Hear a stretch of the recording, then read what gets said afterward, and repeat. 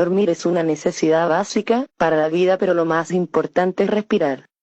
Cuando tú duermes, el aire ingresa por la nariz, pasa por la parte posterior de la boca, garganta y finalmente ingresa a los pulmones. El espacio más estrecho para el ingreso del aire es a nivel de la lengua y el paladar blando, la úvula, y la pared posterior de la garganta. Cuando uno duerme, los músculos se relajan, este espacio va disminuyendo generando mayor ruido y turbulencia al paso del aire, presentándose lo que conocemos como ronquido. Al producirse una pausa respiratoria prolongada, el cerebro envía señales de alerta que lo despiertan y se restablezca la respiración.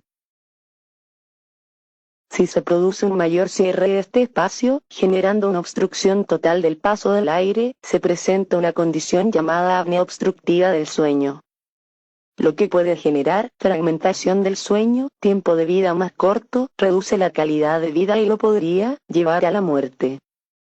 Por ello es muy importante tratar los ronquidos y así evitar llegar a padecer de la apnea obstructiva del sueño.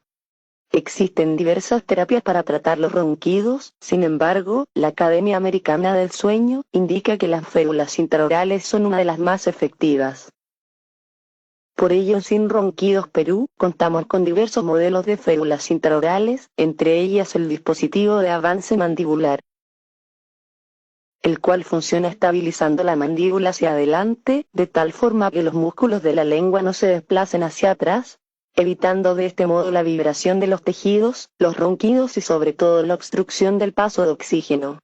De este modo usted y su familia podrán disfrutar de un sueño placentero, revitalizante y reparador.